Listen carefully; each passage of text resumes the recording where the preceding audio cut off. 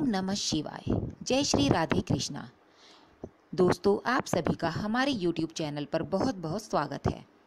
आइए आज सुनते हैं रवि प्रदोष व्रत की कथा। इस बार रवि प्रदोष का व्रत चूँकि 26 जून 2022 दिन रविवार को रवि प्रदोष का व्रत किया जा रहा है।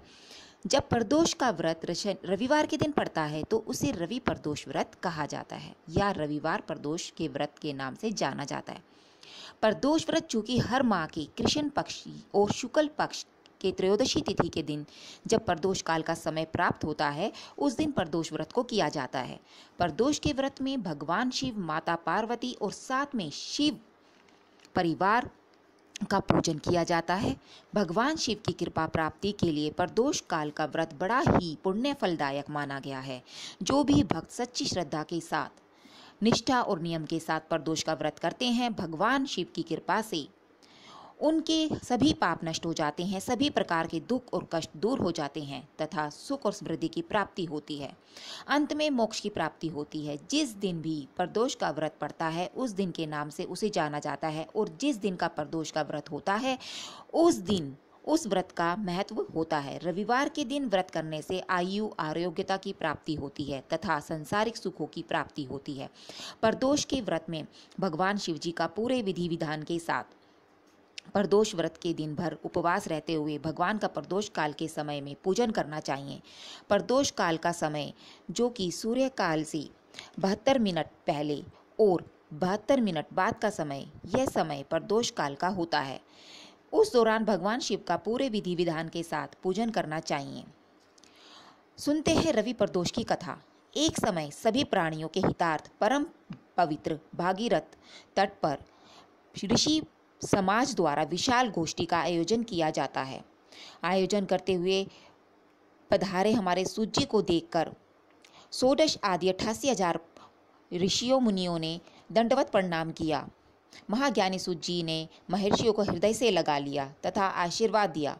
विद्वान ऋषि गण और सभी शिष्य आसनों पर विराजमान हो गए। मुनिगण विनीत भाव से पूछने लगे कि हे परम दयालु कलिकाल देव भगवान शंकर जी की भक्ति किस आराधना द्वारा उपलब्ध होगी, हम लोगों को आप बताने की कृपा करें, क्योंकि सभी प्राणी पाप कर्म में रत होकर वेद शास्त्रों से विमुख रहेंगे।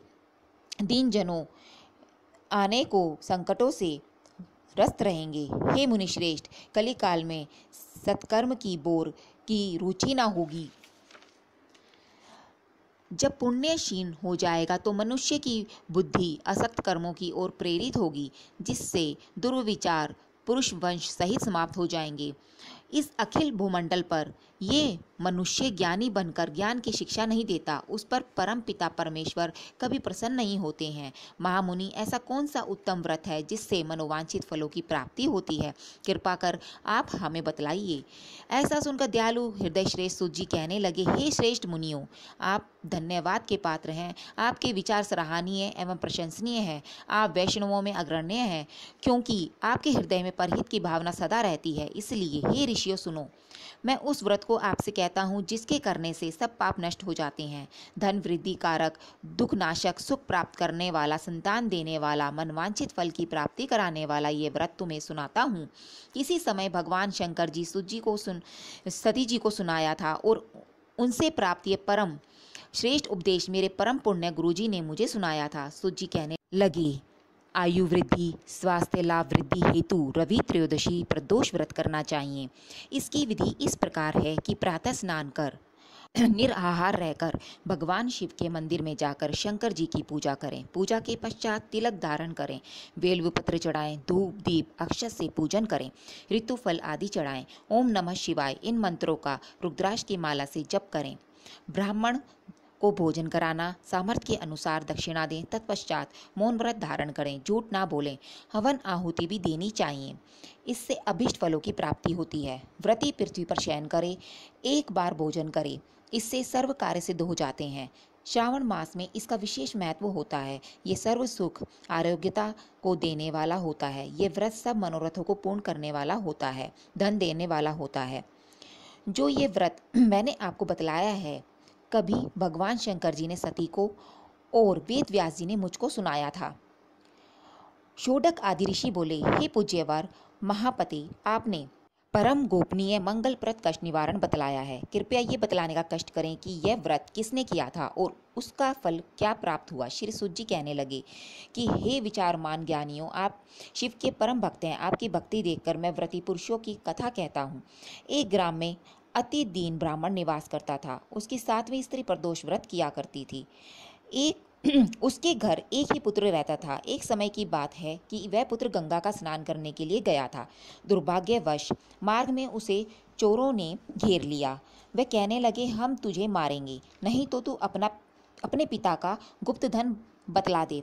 बालक दीन भाव से कहने लगा, हे बंधुओं, हम अत्यंत दुखी दीन हैं, हमारे पास धन कहाँ से आएगा। और उससे फिर भी कहने लगा कि तेरे पास पोटली में क्या रखा है। बालक ने निसंकोच उत्तर दिया, मेरी माता ने मुझे रोटी बनाकर बांध कर दी है। दूसरा चोर बोला, भाई यह तो अत्यंत दीन दुखी है, इसे छोड़िए। बालक इतनी बात सुनकर वहां से प्रस्थान कर गया और एक गांव में एक नगर में पहुंचकर नगर के पास एक बरगद का पेड़ था। वहां पर वो बैठ गया और थोड़ी देर में उसकी आंख लग गई और वो सो गया।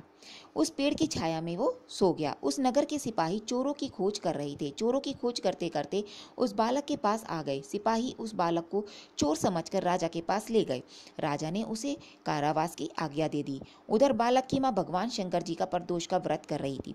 उसी रात्रि राजा को स्वप्न आया कि ये बालक चोर नहीं है, प्रातः छोड़ दो, नहीं तो आपका वैभव राज्य सब नष्ट हो जाएगा। रात्रि समाप्त होते ही राजा ने बालक से सारा वृतांत पूछा। बालक ने सारा वृतांत कह सुनाया। वृतांत सुन राजा ने सिपाहियों को भेज बालक के माता पिता को बुलाया। राजा ने जब उन्हें भयभीत देखा तो कहा, आप भय मत करो, तुम्हारा बालक निर्दोष है। हम तुम्हारी दरिद्रता देखकर 5 गांव तुम्हें दान में देते हैं। भगवान शिव जी की कृपा से ब्राह्मण के आनंद होने लगे। इस प्रकार जो भी भक्त सच्ची श्रद्धा के साथ, नियम और निष्ठा के साथ प्रदोष का व्रत करते हैं, प्रदोष के दिन नियमों का पालन करते हैं, भगवान शिव जी का पूजन करते हैं, भगवान देवों के देव महादेव उनके हर कष्ट दूर कर देते हैं तथा अपनी कृपा प्रदान करते हैं। तो आशा करती हूँ ये जानकारी आपको अच्छी लगी होगी। वीडियो को लाइक, शेयर एंड सब्सक्राइब करना ना भूलें। धन्यवाद।